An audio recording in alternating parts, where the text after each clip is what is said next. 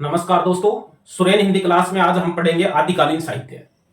यानी हम इस क्लास में ये पढ़ेंगे कि भाई आदिकाल को पढ़ा कैसे जा सकता है, यानी उसको कौन कौन से चरणों में विभाजित करके उसको पढ़ा जाए ताकि हमें आदिकाल से संबंधित कोई समस्या न हो। हमने शुरुआत में जो है वो इतिहास ग्रंथों के स्रोत पढ़े हैं, जिनके आधार पर इतिहास ग्रंथ लिखे गए हैं। फिर इतिहास ग्रंथ पढ़े हैं, आदिकाल का नामकरण पढ़ा है, उसका समय पढ़ा है। अब हम पढ़ेंगे आदिकालीन साहित्य। आदिकालीन साहित्य को हमें किस तरह से पढ़ना चाहिए, किस तरह विभाजित करके पढ़ना चाहिए, प्रश्न आजकल ज्यादातर कहां से आते हैं। देखिए, हमें सबसे पहले पढ़ना है आदिकालीन साहित्य, यानी आदिकाल में कितने तरह का साहित्य लिखा गया है। देखिए, आदिकाल में जो बौद्ध धर्म से जो उत्पन्न हुए हैं, सिद्ध और नाथ साहित्य आदिकाल में लिखा गया है। पहले सिद्ध आया, तो हम ये देख लेते हैं सिद्ध साहित्य। सिद्ध साहित्य आदिकाल में लिखा गया। नाथ साहित्य लिखा गया। नाथ साहित्य जो सिद्धों से ही उत्पन्न हुआ है, सिद्ध बौद्ध धर्म से उत्पन्न हुए, यानी दोनों ही बौद्ध धर्म से उत्पन्न हुए, पहले सिद्ध हुए फिर नाथ हुए। इसी के साथ हम जैन साहित्य पढ़ेंगे जो आदिकाल में हुआ है। रासो साहित्य आदिकाल का साहित्य है। और गद्य साहित्य भी लिखा गया है। 3 रचनाएं जो मिलती हैं हमें, गद्य साहित्य। और छठा है लौकिक साहित्य, भी आदिकाल में लिखा गया है। लौकिक साहित्य। यदि हम आदिकाल पढ़ रहे हैं तो इन 6 साहित्यों को हमें पढ़ना पड़ेगा।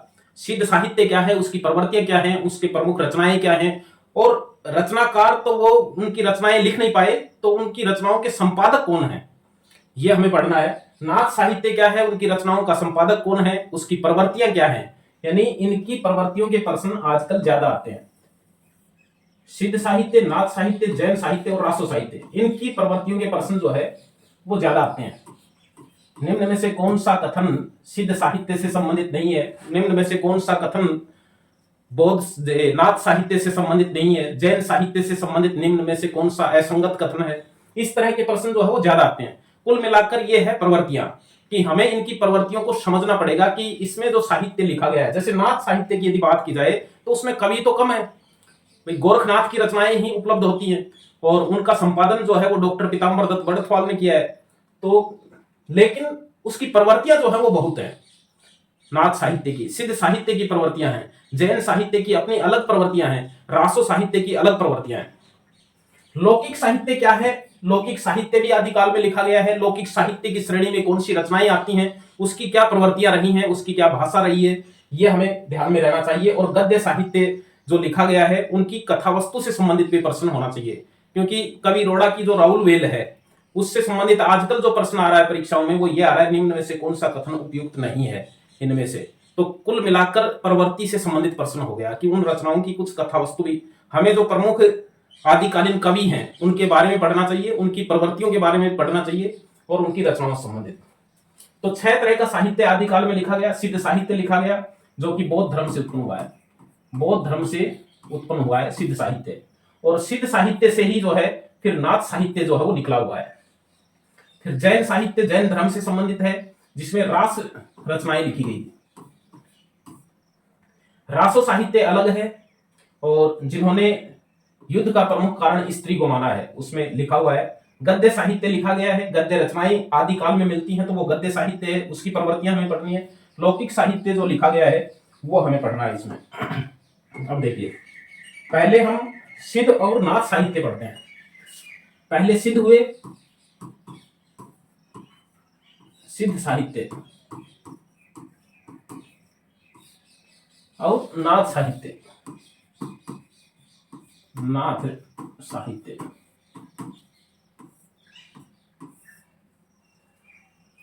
बात यदि प्रवृत्तियों की जाएगी, हमें इनको समझना है। इनकी रचनाएं तो बहुत कम मिलती हैं, लेकिन फिर प्रश्न जो है वो प्रवृत्तियों से संबंधित ज्यादा आते हैं।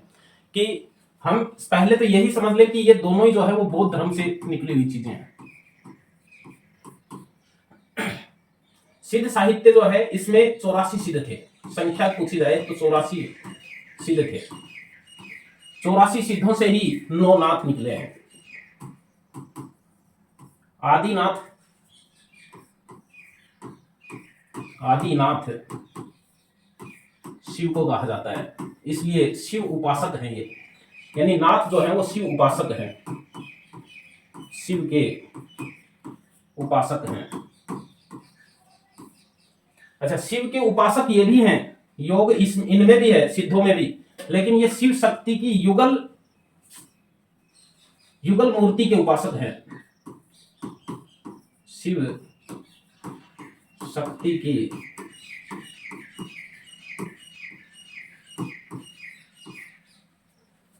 युगल साधना के उपासक हैं, युगल साधना के उपासक हैं। यानी ये युगल साधना के उपासक है, ये स्त्री की निंदा नहीं करते हैं, ये निंदा करते हैं, इसलिए ये युगल उपासना कर ही नहीं सकते हैं। ये शिव के उपासक थे लेकिन युगल उपासक नहीं थे, ये शिव शक्ति की युगल साधना के उपासक थे, शिव शक्ति के ये भी जो है वो थे। हमें इसमें ये ध्यान में रखना है कि जो सिद्ध थे वो वज्रयानी थे, वज्रयानी बौद्ध थे, और जो नाथ हुए हैं वो हुए सहजयानी बौद्ध, सहजयानी बौद्ध, सहजयानी संप्रदाय से निकले। वज्रयानी जो है वो सिद्ध है। हमें इसमें ये ध्यान में रखना है कि नाथ जो है ये साधना में स्त्री का विरोध किया है, स्त्री का विरोध किया। इन्होंने कहा कि यदि साधना को प्राप्त करना है तो स्त्री उसमें बाधक बनती है, जबकि ये स्त्री के प्रति आसक्त थे। सिद्ध जो है ये स्त्री के प्रति आसक्त थे।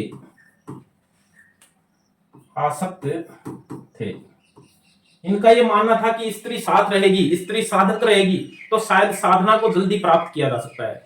और स्त्री के प्रति आसक्त थे, स्त्री को साधना का माध्यम मानते थे, इसलिए ये महासुखवाद की प्रवृत्ति में थे।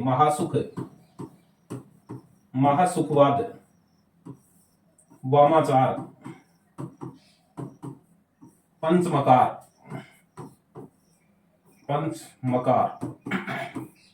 को मानते थे, साधना में शामिल करते थे। पंचमकार है 5 मय से शुरू होने वाले अक्षर, जिसमें हमारी जो है वो 5 शामिल हैं उसमें, जैसे मध्य है, मत्स्य है, मुद्रा है, मैथुन है, तो ये जो है वो हमारे 5 मकार जो है वो इसमें शामिल है। वामाचार जो तांत्रिक पद्धति से संबंधित है, यानी साधना को प्राप्त करना है तो तांत्रिक पद्धति को अपनाया, जो वामाचार कहलाई। वामाचार बाएं हाथ का मार्ग जो तांत्रिक साधना में काम आता है। महासुखवाद जो स्त्री के बिना प्राप्त नहीं किया जा सकता है। महासुखवाद जो शून्य में विलीन होकर के प्राप्त किया जाता है, खुद को मिटा करके फिर प्राप्त किया जा सकता है, तो वो महासुखवाद है। तो ये इसमें है, जबकि इसमें क्या है, इसमें ये तीनों ही चीज नहीं है। नाथ साहित्य जो है उसमें हठ योग की साधना पर बल दिया गया है, हठ योग की साधना पर बल दिया गया है, हठ योग की साधना पर बल दिया गया है। हठ योग क्या है? हठ योग ये है कि यदि आपको साधना को प्राप्त करना है तो हठ योग पर बल दिया गया है। हठ योग है हमारे शरीर और मन को नियंत्रित करने वाली शक्ति।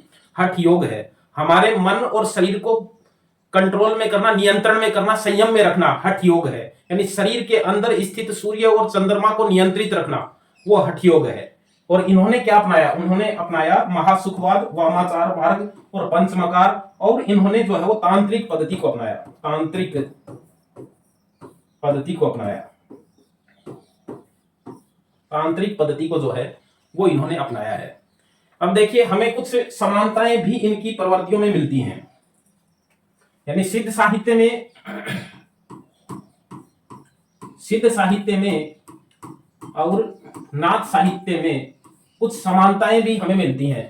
दोनों ही बौद्ध धर्म से जो है वो उत्पन्न हुए हैं, बौद्ध धर्म से सिद्ध उत्पन्न हुए और सिद्धों से ही नाथ उत्पन्न हुए। नाथ साहित्य कुछ समानताएं मिली हैं। पहले हम इनका क्षेत्र जान लेते हैं कि सिद्धों का जो क्षेत्र था वो भारत में पूर्वी भाग में है, पूर्वी भाग में, भारत के पूर्वी भाग में जो है वो सिद्धों का क्षेत्र रहा है, जबकि नाथ साहित्य यानी नाथों का जो क्षेत्र है वो पश्चिमोत्तर क्षेत्र रहा है, पश्चिमोत्तर क्षेत्र रहा है। भारत का पश्चिमोत्तर क्षेत्र जो है वो नाथों का क्षेत्र रहा है। सिद्धों की संख्या 84 है, नाथों की संख्या जो है वो 9 है। नाथों में जो आदिनाथ जो है वो शिव कहलाते हैं, इसलिए शिव शक्ति की शिव साधना के ऊपर जो है वो बल दिया गया है इसमें। अब हमें ये देखना है कि इसमें समानता क्या थी। इसमें समानता थी कि इसमें दोनों में ही गुरु महिमा मिलती है, यानी गुरु की महिमा का बखान जो है वो दोनों ने किया है।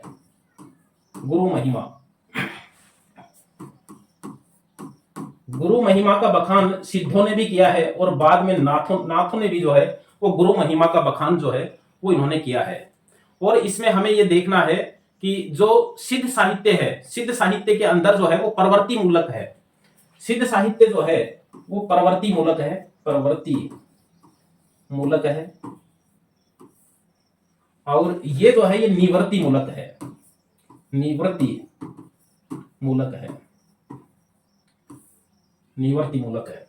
प्रवृत्ति मूलक क्या होता है और निवृत्ति मूलक क्या होता है? देखो, सिद्ध साहित्य प्रवृत्ति मूलक है। प्रवृत्ति मूलक का मतलब होता है किसी चीज से जुड़ना, वो समाज से जुड़ता है, समाज स्त्रियों के बिना नहीं हो सकता है, इसलिए वो उससे जुड़ता है। प्रवृत्ति मूलक जो है वो साधना अपनाता है वो। और ये है निवृत्ति मूलक, ये कहता है कि नहीं, एकांत में रहिए, यदि साधना को प्राप्त करना है, योग को प्राप्त करना है तो निवृत्त रहिए, अलग रहिए, समाज से अलग रहिए, स्त्री की उसमें कोई जगह नहीं है। इसीलिए तो नारी निंदा आ गई है। निवृत्ति मूलक प्रवृत्ति की वजह से ही नाथ साहित्य के अंदर नारी निंदा जो है वो दिखाई देती है। नारी निंदा किसमें है? नारी निंदा नाथ पंथ के अंदर जो है वो दिखाई देती है। अब जहां पर निवृत्ति मूलक है, यानी चित्त शुद्धि सदाचार में विश्वास इन्होंने किया है, यह हमें ध्यान में रखना है। चित्त शुद्धि और सदाचार में विश्वास किसमें है? सिद्ध साहित्य में है। ये ऐसा मानते हैं कि स्त्री रहेगी तो सदाचार नहीं रहेगा, हमारा जो चित्त है वो शुद्ध नहीं रहेगा। लेकिन इन्होंने नारी निंदा की और इन्होंने निवृत्ति मूलक प्रवृत्ति को अपनाया और इन्होंने चित्त शुद्धि और सदाचार के ऊपर जो है वो विश्वास किया। और ऐसा करने से ही इनकी एक और विशेषता बढ़ जाती है, जो है मनोकारों की निंदा। यानी इन्होंने मनोकारों की निंदा की है, यानी मन के जो विकार हैं उनकी निंदा की है, मनोविकारों की निंदा। जबकि सिद्ध साहित्य में मनोविकारों की निंदा नहीं है, सिद्ध साहित्य में मनोविकारों की निंदा नहीं है और इसमें जो है वो निंदा है। सिद्ध साहित्य में मनोविकारों की निंदा नहीं है और गृहस्थ आश्रम जो है उसके प्रति अनादर है। गृहस्थी के प्रति यानी गृहस्थ जीवन के प्रति नाथों में अनादर है। और ये तो स्त्री को महत्व देते हैं, इसलिए ये क्या हो गए? ये है गृहस्थ जीवन के प्रति आदर।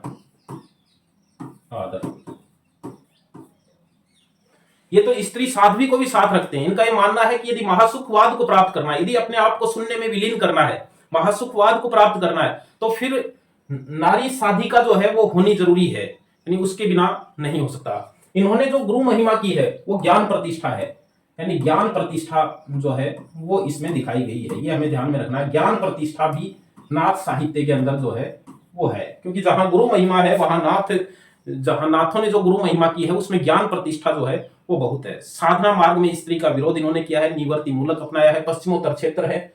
और हमें ये ध्यान में रखना है, ब्राह्मणवाद या ब्राह्मण धर्म का विरोध जो है वो सिद्ध साहित्य में प्रचुर मात्रा में दिखाई देता है। ब्राह्मणवाद का विरोध, जहां ब्राह्मणवाद का विरोध है वहां जाति प्रथा का विरोध भी है। जाति प्रथा का विरोध भी इसमें दिखाई देता है। सिद्ध साहित्य में ब्राह्मण धर्म का विरोध भी है और जाति प्रथा का विरोध भी इसमें दिखाई गया है। और इसकी जो रचना शैली है, ये हमें ध्यान में रखना है कि जो सिद्धों की जो रचना शैली है, सिद्धों की रचना शैली यदि हम पढ़ें तो उसमें दो मिलती हैं। एक दोहा कोश की रचना मिलती है और चर्यापद की रचना मिलती है। ये चर्यापद की शैली है, यानी सिद्ध साहित्य में दोहा कोश और चर्यापद की शैली मिलती है। अब हमें यह भी पता होना चाहिए कि दोहा कोश में क्या है और चर्यापद शैली के अंदर क्या है। दोहा कोश जो है, दोहा कोश यानी जो दोहों में लिखा गया है, उसमें खंडन मंडन का वर्णन है। खंडन मंडन का वर्णन है,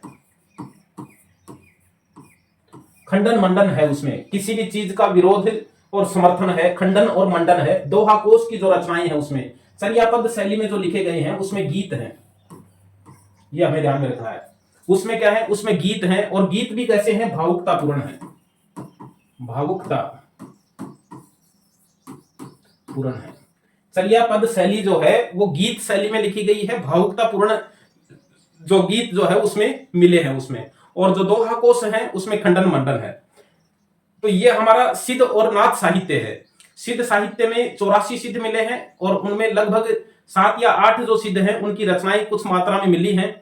उनका संपादन किसने किया है, कौन सी रचनाएं प्रसिद्ध हैं, किनके प्रश्न ज्यादा आते हैं वो हम पढ़ेंगे। नाथ साहित्य में गोरखनाथ की रचनाएं मिलती हैं और डॉक्टर पीताम्बर दत्त बड़थवाल ने जो है उनकी रचनाओं का संपादन जो है वो किया है, हमें ये पढ़ना है। और इसके बाद में जो साहित्य हमारा बचा है, जैसे रासो साहित्य है और जैन साहित्य है, लौकिक साहित्य है और जो हमारा जो गद्य साहित्य है, वो 4 साहित्य हैं, हम उनके बारे में पढ़ेंगे, उनकी कुछ प्रवृत्तियां भी पढ़ेंगे। और फिर जो है प्रमुख कवि, प्रमुख रचनाएं जो है इसकी वो पढ़ेंगे। वो प्रमुख रचनाएं जिनके अंदर से भी प्रश्न आते हैं, यानी आंतरिक कथावस्तु के प्रश्न जिन रचनाओं के आते हैं वो भी हम इसमें आगे पढ़ेंगे। तब तक के लिए धन्यवाद, फिर मिलेंगे। अच्छी क्लास के लिए शुभकामनाएं।